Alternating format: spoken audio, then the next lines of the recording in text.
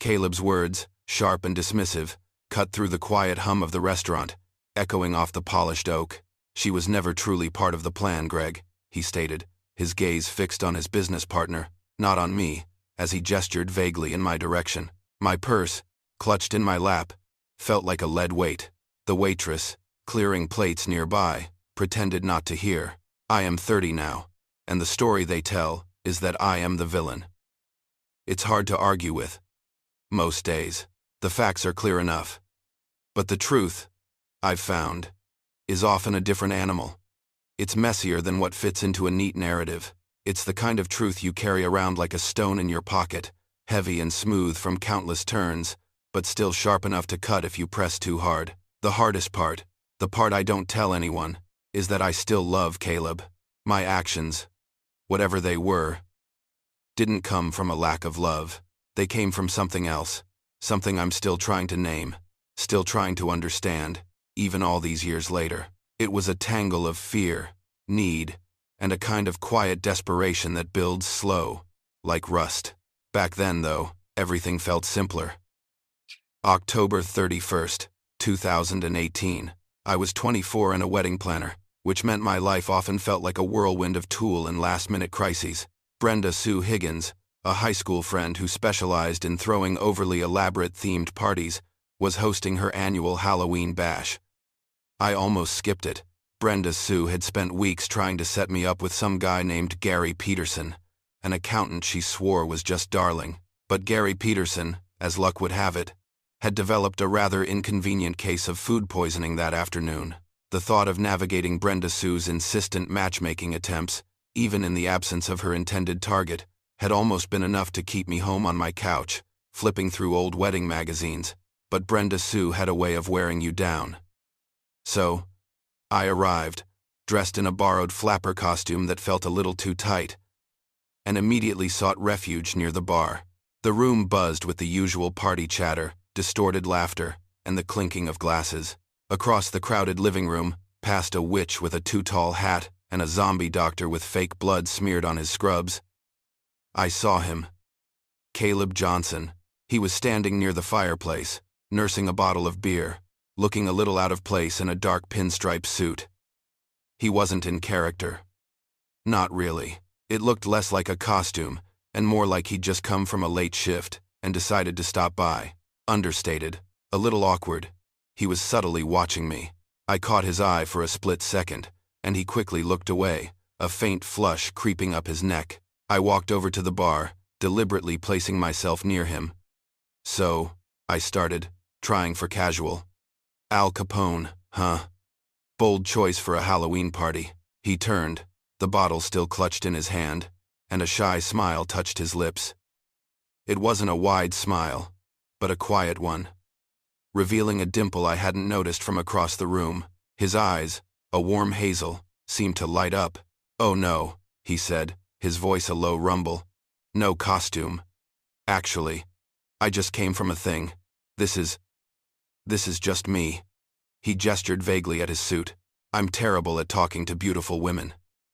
I mean, usually, but you were about to leave, and I couldn't let you." The words came out a little clumsy, a little rushed, but there was an honest sincerity to them. "Ellie Mae Miller," I said, offering my hand. He took it. His grip was firm, warm, and slightly calloused, nothing like the soft hands of the men I usually met in my line of work. "Caleb Johnson," he replied, his thumb brushing lightly against my knuckles. We found a quiet corner by the bookshelves, away from the pulsating bass of the party music. We talked for what felt like hours. He worked in cybersecurity, something about protecting networks from unseen threats. I told him about crazy bridezillas and the absurd demands of modern weddings. We discovered a shared love for old black and white movies and the same dark, dry humor. The conversation flowed easily, a comfortable current pulling us along. "So, you're not Gary Peterson then?" I asked, a slight smile playing on my lips. He chuckled, a genuine, warm sound. "No, definitely not Gary Peterson. Just the awkward IT guy lurking by the bar, I guess." "I think I would have noticed you anyway," I said, perhaps a little too quickly. The words hung in the air, a small, quiet admission. He just smiled, that subtle dimple deepening. Later, as we waited outside for my car, the crisp October air began to bite. Without a word, Caleb shrugged out of his pinstripe jacket and draped it over my shoulders. It smelled faintly of something clean and masculine, and the wool felt heavy and comforting. "I'd really like to take you to dinner, Ellie Mae," he said, his breath misting in the cold. "I promise to exceed all expectations." End quote. I feigned a moment of consideration, though my heart was already thrumming a quick rhythm against my ribs. "All right, Caleb Johnson," I said, reaching for my phone. "Let's see if you can live up to that."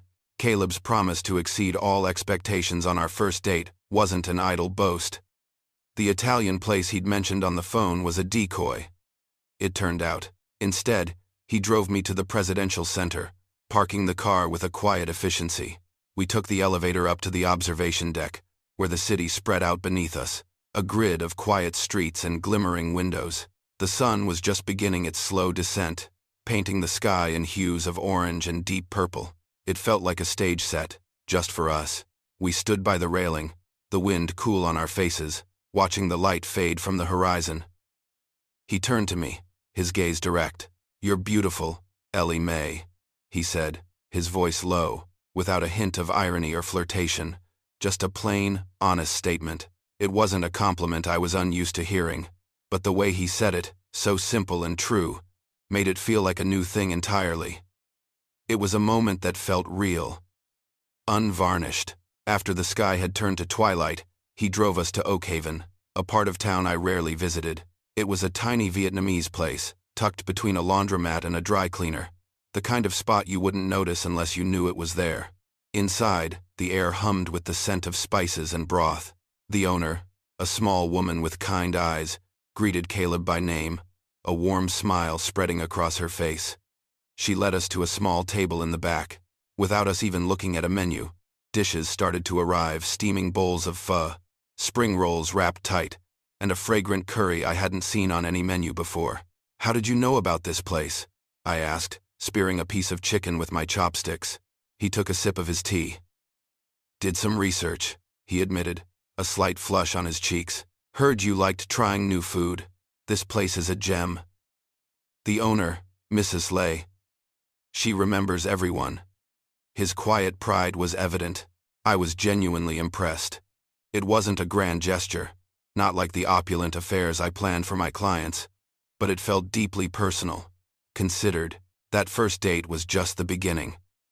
It blossomed into 2 years of a courtship built on thoughtfulness, an almost storybook romance in its steady, quiet unfolding. Caleb had a knack for remembering the small details, the throwaway lines I'd utter without thinking. I'd mentioned, once, how much I missed my grandmother's apple cider donuts, a particular recipe she used to make every fall. A few weeks later, my kitchen smelled intensely of cinnamon and apples. I walked in to find Caleb, flour dusting his dark hair, pulling a tray of perfectly golden donuts from the oven. He'd spent a whole weekend, he confessed, following an old recipe he found online, making batch after batch until they were just right. Another time, after a particularly grueling wedding weekend that had left me emotionally drained and physically exhausted, I came home to find the apartment quiet. Caleb met me at the door, took my bag, and gestured toward the bathroom. A warm bath had been drawn, fragrant with lavender oils, and a stack of clean towels was neatly folded on the counter. He sat on the edge of the tub, not talking, just present, until I was settled. Then, without a word, he picked up a copy of Pride and Prejudice that was always on my nightstand. He started reading aloud, his voice low and steady, doing different voices for Mr. Darcy and Elizabeth Bennet, until the tension in my shoulders eased, and I finally laughed. A genuine, unburdened sound. Our relationship wasn't perfect, of course. There were small disagreements, quiet frustrations. Caleb, with his demanding IT job, would sometimes get absorbed, forgetting a planned dinner because of an urgent system crash. But he would always apologize, sincerely, the next morning, and make it up to me in some tangible way. A surprise breakfast at my favorite cafe, or a day trip planned around something I'd casually mentioned wanting to do. My own spontaneity sometimes clashed with his need for a plan, a schedule. But we found ways to compromise. I learned to appreciate the comfort of a well-thought-out itinerary, and he learned to embrace the occasional last-minute detour. It felt like we were building something. Brick by careful brick. This was the kind of love I'd only ever seen flicker across a movie screen, or the kind I diligently planned and orchestrated for other people, never quite believing it could be my own. The proposal came on a crisp autumn weekend trip to Cape Cod. Caleb had booked a small sailing boat, claiming it was time I learned a proper knot or two, something he'd often teased me about. I arrived at the marina, expecting a casual afternoon on the water, probably with some old, salty captain barking instructions. Instead, a sleek, private sailboat waited, gleaming white against the deep blue water. Caleb was already there, dressed in a sharp button-down shirt that was a distinct upgrade from his usual weekend wear. The setting sun cast long shadows, painting the sky in soft pinks and oranges as we sailed out into the calm bay. We drifted for a while, the only sounds the gentle lapping of water against the hull and the distant cries of gulls. Then, he turned to me, his hands finding mine. He got down on one knee on the polished wooden deck, the movement a little awkward in the confines of the boat, but heartfelt. His voice, usually so steady, was shaking slightly. "Ellie Mae," he began, his gaze fixed on mine. "You make every day of my life better just by being in it. You challenged me to try new things, things I never would have considered. You taught me to live life, instead of just planning for it." He paused, taking a slow breath. "You're the first person I want to talk to when something good happens, and the only person I want to hold me when something bad happens." Then, from his pocket, he pulled out a small velvet box. Inside, nestled on a cream-colored cushion, was a ring. It wasn't a new ring, but his grandmother's, he explained, lovingly reset, with 2 small sapphires flanking a brilliant diamond, all held in gleaming platinum. It felt timeless, solid. "Will you marry me?" he asked, the words a quiet plea. Tears blurred my vision.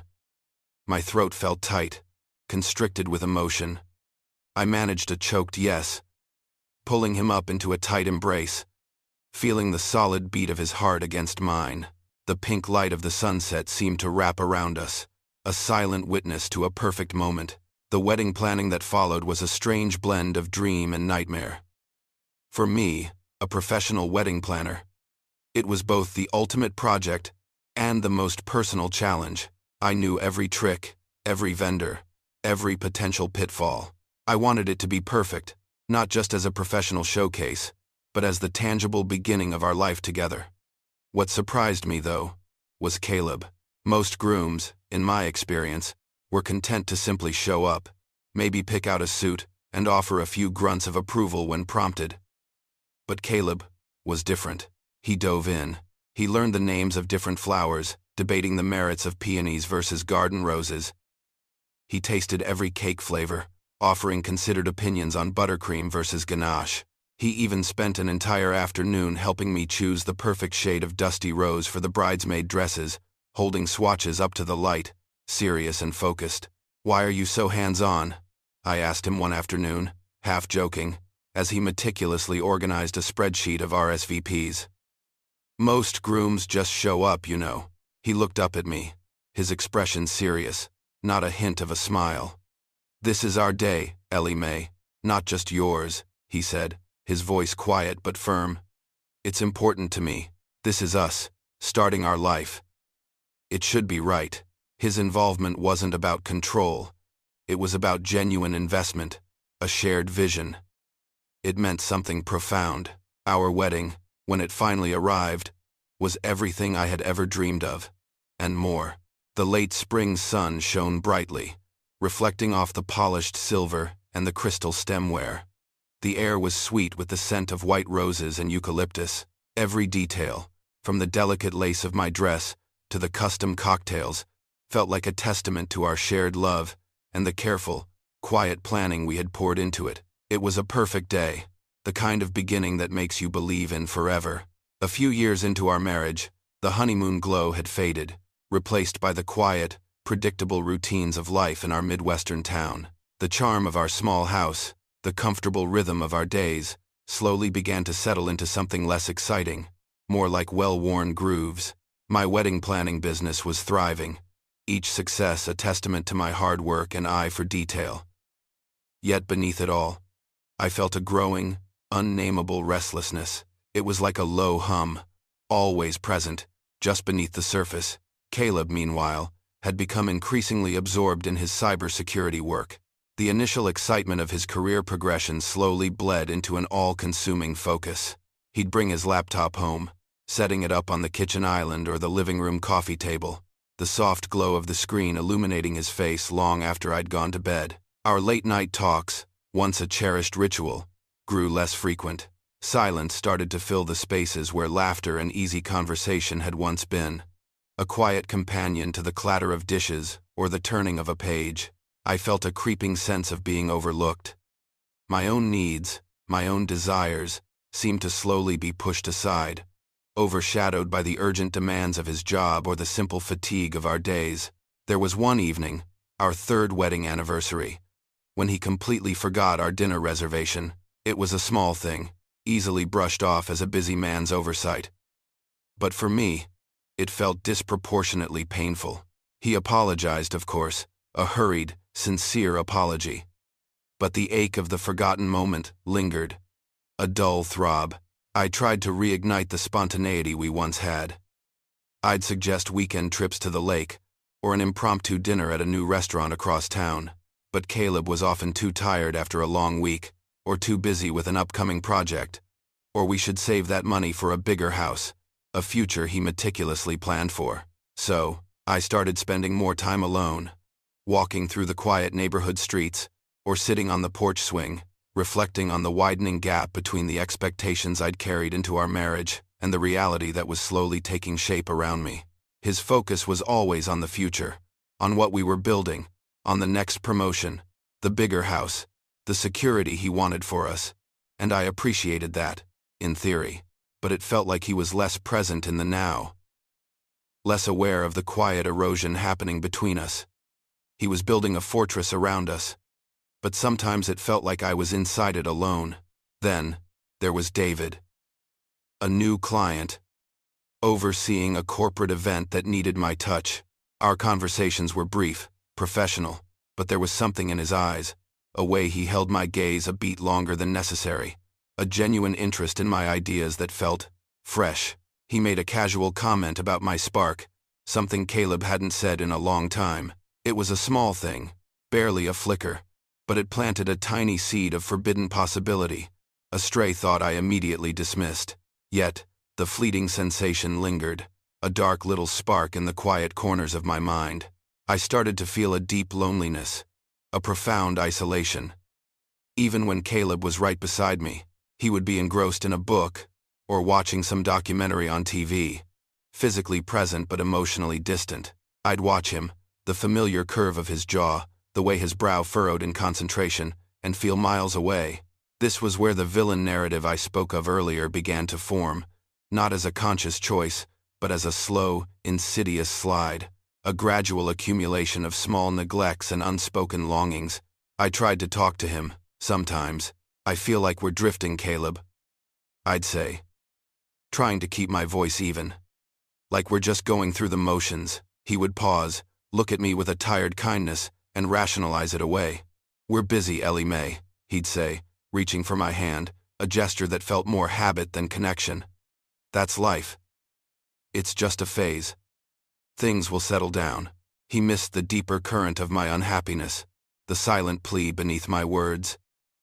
He truly believed he was reassuring me. I believed he was missing the point entirely. The quiet hum of restlessness in my life grew louder when I took on a demanding new project, a high-profile charity gala. It was the kind of event that required meticulous planning, endless vendor meetings, and an almost constant presence. The marketing director for the gala was Jesse. He was charming, easy to talk to, and had a way of looking at me that felt like he truly saw me. Jesse, unlike Caleb, noticed things. He'd comment on the tired lines around my eyes after a particularly long week, or offer a genuine compliment about a new scarf, or the way I handled a difficult vendor. You really have a gift for this, Ellie Mae, he'd say, leaning back in his chair during a meeting, his eyes twinkling. "You make the chaos look effortless." Those words, simple as they were, landed differently than Caleb's infrequent, practical observations about my business success. We started having lunch together, initially just to discuss gala logistics. But soon, the conversations drifted. Jesse listened.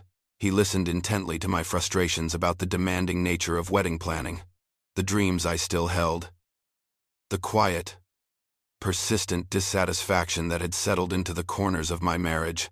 He didn't offer solutions, just a steady presence, a nod, an understanding glance. I found myself confiding in Jesse in ways I no longer did with Caleb. It was an effortless flow of words, a release of pressure I hadn't realized I was holding. One evening, after a particularly late planning session, the office building quiet and deserted, Jesse walked me to my car. The air was cool, and the streetlights cast long, yellow shadows. As I fumbled for my keys, his hand brushed against mine. A light, accidental touch, a jolt, sharp and undeniable, went through me. It was a thrilling, forbidden excitement I hadn't felt in years, mixed with a profound, unsettling guilt. The moment hung heavy, unspoken, between us. After that, I started dressing more carefully for work. I spent extra time on my hair, chose blouses I knew looked good, a subtle anticipation buzzing beneath my skin. Caleb, I think, noticed a change. He'd occasionally comment on my late nights or my sometimes distracted demeanor. "Everything all right, Ellie Mae?" he'd ask, his voice a little weary. "You seem preoccupied." I'd brush it off with a quick smile, blaming work stress, the demanding nature of the gala. He'd accept it, always. The emotional intimacy with Jesse deepened.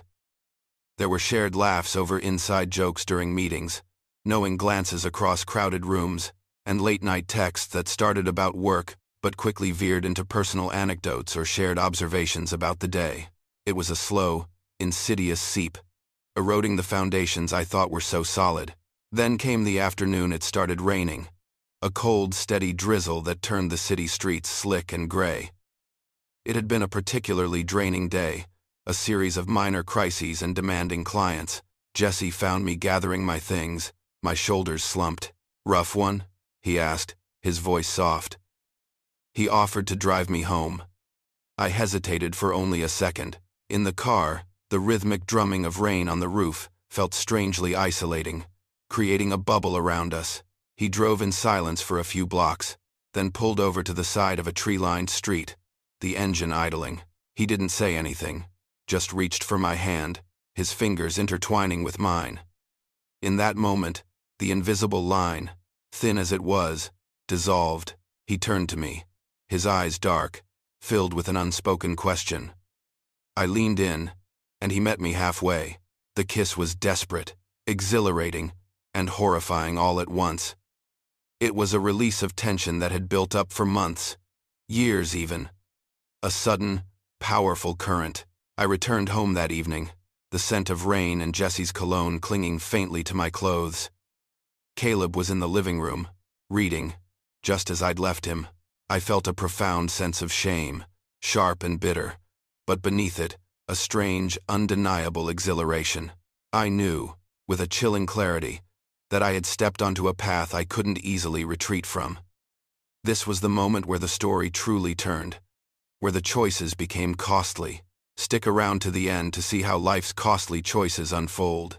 The affair with Jesse quickly settled into a regular, clandestine rhythm, weaving itself through the fabric of my days like a dark, intricate thread. Every stolen moment, every hushed phone call, every furtive meeting felt like a constant push and pull. There was the exhilarating thrill of the new, the potent rush of being truly seen and desired. But always, beneath it, was the crushing weight of my betrayal, a leaden anchor dragging me down. The lies became more elaborate, more ingrained. Late nights were attributed to demanding clients or last-minute changes. Unexplained absences were research trips or vendor meetings in distant parts of town. My phone, once left casually on the counter, was now always on silent, always close at hand, face down. Caleb, though still absorbed in his work, started to pick up on the inconsistencies. His questions, initially casual, grew more pointed. "Why is your phone always on silent these days, Ellie Mae?" he'd ask, his brow slightly furrowed. My answers about my day grew vague, evasive, a practiced nonchalance that felt increasingly transparent even to myself. I found myself becoming short-tempered and distant with him. A deliberate, unconscious act of pushing him away, creating the necessary emotional space for my secret. It was easier to be cold than to face the kindness I was actively betraying. There was a close call, a moment that sent a cold wave of panic through me. Caleb had decided to surprise me at the office, bringing lunch. Jesse was in my office, leaning over my desk, a casual intimacy in his posture, as we discussed a design proof. I heard Caleb's familiar footsteps in the hall. His cheerful Ellie Mae. Jesse barely had time to straighten up and retreat to the far corner of the room, pretending to examine a decorative plant, before Caleb walked in. His gaze flickered between us, a beat too long, before he smiled. "Just wanted to bring you some sustenance, honey," he said, handing me a takeout bag. My heart hammered against my ribs, a frantic bird trapped in a cage. Jesse offered a polite, strained greeting before excusing himself. The air in the room felt thick with unspoken tension, a hair's breadth from discovery. After intimacy with Jesse, the guilt would hit hardest. It would wash over me, cold and suffocating, especially when I returned home to Caleb, who would greet me with an unsuspecting smile, a warm hug, a quiet inquiry about my day. His kindness felt like a physical blow. I tried to pull away from Jesse several times, formulating speeches, rehearsing breakups in my head. But the emotional pull, the intoxicating escape he offered from my lonely reality, was too strong. I'd find myself back in his arms, caught in the current. One evening, Caleb suggested couples counseling. "I feel like we're drifting, Ellie Mae," he said, his voice quiet, almost pleading. "I miss us. Maybe someone outside could help us get back on track." Panic seized me. The thought of unraveling my carefully constructed lies in a therapist's office, of exposing the raw, ugly truth, was unbearable. I deflected, arguing we were just busy, that counseling was for real problems, not just a busy couple. The words tasted like ash. I saw the pain in his eyes then, a quiet sadness that twisted something inside me. It was a pain I recognized I was causing. The affair began to haunt my sleep. I'd dream of being caught, of Caleb's face contorted in hurt, of Jesse's demanding presence. The guilt manifested in restless nights, the weight of it pressing down. Jesse, sensing my wavering, started to pressure me. "You have to make a choice, Ellie Mae," he'd say, his voice firm. "We can't keep living like this. You need to leave him." His demands, once thrilling, now felt like another source of stress, adding more fractures to my already crumbling life. The initial joy I'd felt with Jesse, the intoxicating rush of being desired, began to sour, replaced by gnawing anxiety and the constant, chilling fear of discovery. I was destroying the very thing I once valued most, becoming the villain I had foreseen. It was happening, slowly, irrevocably. Then, one morning, a small, forgotten detail. A receipt. It was for a coffee shop not on my usual route. A place Jesse and I had stopped after a late meeting. It must have fallen from my coat pocket when I hung it up. I watched from the kitchen as Caleb, tidying the living room before work, bent down to pick it up. His eyes, usually so focused, sharpened as he glanced at the date, the unfamiliar name of the cafe. He looked up, his gaze finding mine, and in that moment, I knew. His suspicion had ignited. The receipt from the coffee shop had been the final, undeniable proof. Caleb hadn't confronted me immediately. Instead, he carried it for 2 days, a small square of paper held tightly in his hand, a silent accusation. The atmosphere in our home during those days became thick, heavy, colder than any Midwestern winter. Every glance felt charged, every silence stretched to an unbearable length. I knew he knew. He knew I knew he knew. The confrontation came on a Tuesday evening, after dinner. The dishes were done, stacked neatly in the drying rack. He found me on the couch, pretending to read a magazine. He sat across from me, his posture straight, his hands resting on his knees. There was no anger in his eyes, no shouting, just a quiet, devastating heartbreak that shattered me more completely than any rage could have. "The coffee shop on Elm Street," he said, his voice calm, controlled, a low rumble I barely recognized. "You said you were at a vendor meeting downtown." "That's not downtown, Ellie Mae." He didn't need to say more. His composure, the utter lack of theatrics, made the betrayal feel sharper, uglier. He wasn't asking for an explanation. He was asking for confirmation of what he already knew. My carefully constructed world imploded in that moment. The truth spilled out, a torrent of shame and regret, words tumbling over each other, trying to explain, to justify, to apologize, but there was no justifying it. He listened, his gaze fixed somewhere beyond me, his face impassive. When I finished, the silence descended again, heavier than before. Then, he spoke, his voice still low, but firm. "I want a divorce, Ellie Mae." The words cut deeper than any scream could have, severing the last thread that bound us. It was delivered not as a threat, but as a statement of fact, a decision already made. The life we built, brick by careful brick, collapsed around me, leaving nothing but dust and echoes. The news spread through our small community with the swiftness of wildfire. Whispers followed me in the grocery store aisles. Pitying glances landed on me at the dry cleaner. Friends, who had once been a constant presence, slowly faded away. Their calls less frequent, their excuses more transparent.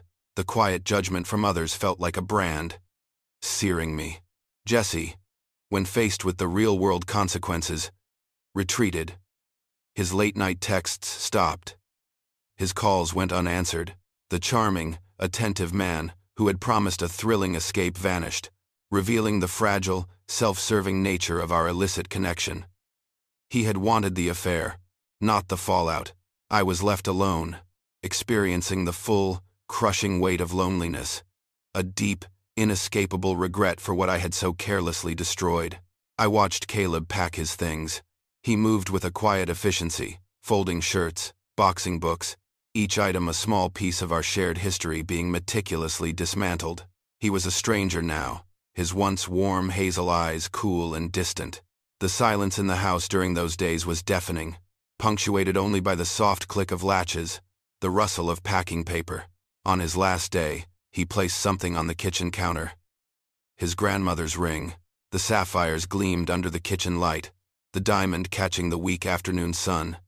Its beauty, once a symbol of our unwavering vows, was now a painful reminder of everything I had broken. He left without a backward glance, without a word. I was left alone in the house, facing the wreckage of my choices. The quiet rooms echoed with absence. I understood, with a chilling clarity, the true cost of my infidelity. The person I had become, the person who had betrayed the man who loved her so deeply, was indeed the villain. And in the desolate quiet of my own making, I was left to pay the price. The silence in the house, once a comfort, had become a shroud. Every morning, I woke to the stark reality of my choices. The absence of Caleb, a physical ache, the grand plans we'd laid, the small routines we'd built, were gone, replaced by an emptiness that stretched before me. There was no one to blame but myself. The thrilling rush of the affair had long since faded, leaving behind only the cold, hard facts of betrayal and loss. I looked at the empty spaces where his things had been, the quiet judgment of the unused coffee cup. The story they told about me now, the villain, felt true in a way it never had before. This was the harvest of my own making, bitter and solitary,